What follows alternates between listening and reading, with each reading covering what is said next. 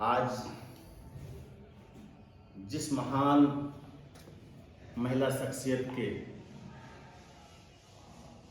जयंती पर हम उत्तर प्रदेश कांग्रेस कमेटी के इस ऐतिहासिक नेहरू भवन के प्रांगण में इस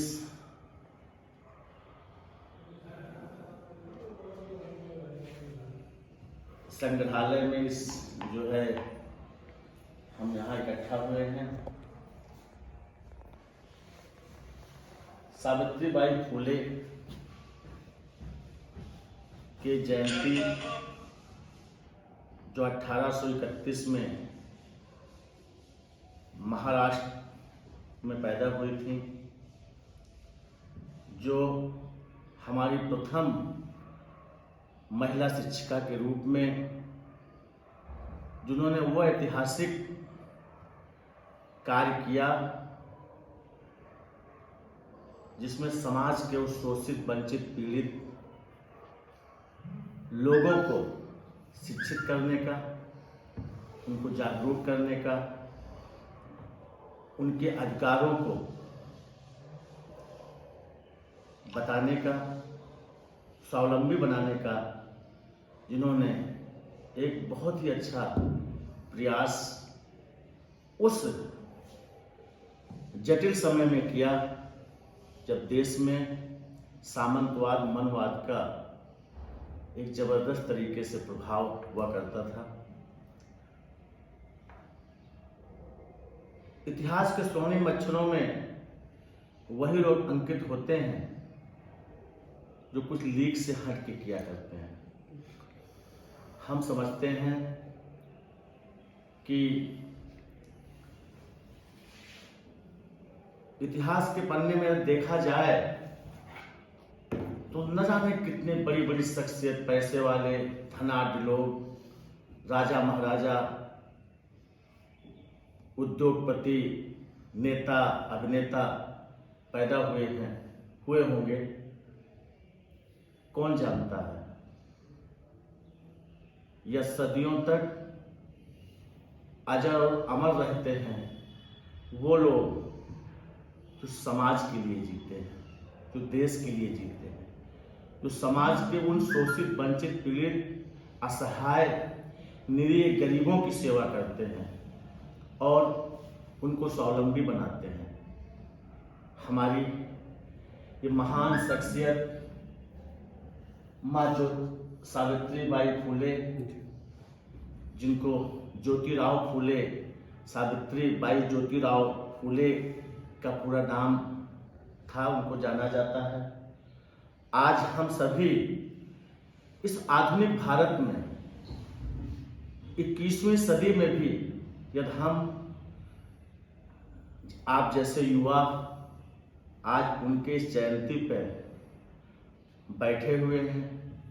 चिंतन मंथन करते हैं, चर्चा करते हैं, तो इसका निश्चित तौर पे ये श्रेय जाता है उनके कार्यों को जो उन्होंने बताया था। हम किसी राजा महाराजा का तो हम नहीं जयंती मना पाते हैं। इससे हमें सीख लेनी चाहिए, प्रेरणा लेनी चाहिए कि यदि हमें मानव जीवन मिला है तो मानव जीवन तभी सार्थकता उसकी सिद्ध होगी, तभी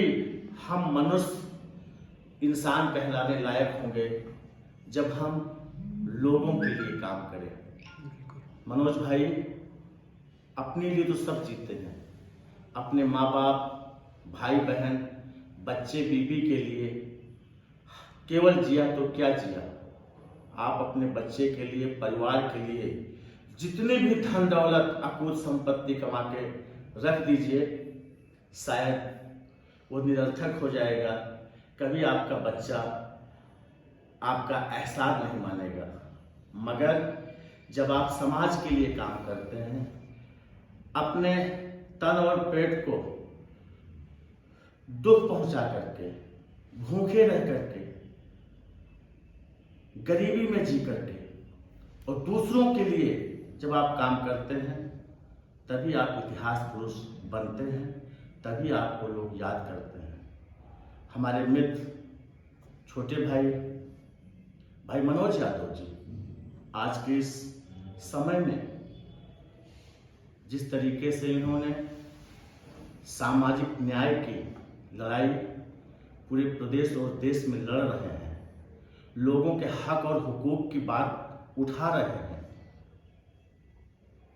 मित्रों, मैं आपको बताने में मुझे कोई संकोच नहीं हो रहा है कि ये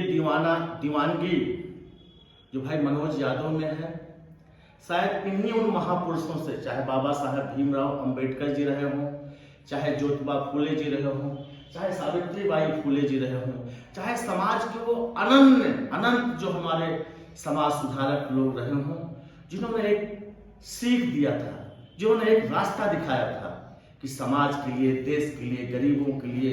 लोग जो कमजोर वर्गों के लिए, उनके हक और हुकूक की लड़ाई लड़ने के लिए काम किया जाए। आज भाई मनोज यादव जिस ईमानदारी के साथ, जिस दृढ़ता के साथ, जिस साहस के साथ, जिस जोश और जुनून के साथ अपने काम को अंजाम देते हैं, हम समझते हैं इस सल्यूट के काबिल है। हम सबको इस तरीके से भावनाओं को अपने मन में डालनी चाहिए और जो समाज के लिए अच्छा काम कर रहे हैं, जो कुछ लीग से हट के काम कर रहे हैं, जो देश को में जो छुआछूत है, जो असमानताएं हैं,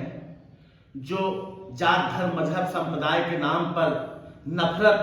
जो पैदा किया जा रहा है, देश को कमजोर करने की साजिश किया जा रहा है, संवैधानिक संस्थाओं को बर्बाद किया जा रहा है, आज जरूरत है कि हम सबको एक होकर के और ऐसे महापुरुषों के, ऐसे जो हमारी महान शख्सियत है, जिन्होंने अपना सुख सब कुछ त्याग करके समाज के लिए उन्होंने काम किया था, आज उनको हम नमन करते हैं, याद करते हैं और उनके बताए हुए रास्ते पे चलकर कुछ काम करने का प्रयास करना चाहिए। इसी तरीके से क्रांतिकारी साथियों को मुझे गर्व है अपने मनोज यादव पे कि जिस तरीके से पिछले 1.5 साल से अनवरत कांग्रेस को मजबूत करने के लिए गांव-गांव, जिला-जिला, शहर-शहर जिस तरीके से भाग रहे हैं, लोगों को जोड़ रहे हैं, यही सच्चा एक मानव धर्म है, यही सच्ची एक जो है सच्चे इंसान का काम करने का सलीका है। हम सब आज के इस पवित्र और पावन दिन पर संकल्प लें कि मैं भी अपने महापुरुषों के बताए हुए रास्ते पर उनसे प्रेरणा लेकर के कुछ अलग करने का प्रयास करूंगा, तभी हम अपनी सच्ची श्रद्धांजलि ऐसे महापुरुषों को दे पाएंगे। मैं पुनः अपनी विनम्र श्रद्धांजलि माँ सावित्रीबाई ज्योतिराव फूले जी के सिर चरणों में नमन करते हुए अपनी बात को विराम देता हूँ। जय हिंद, जय भारत, जय कांग्रेस।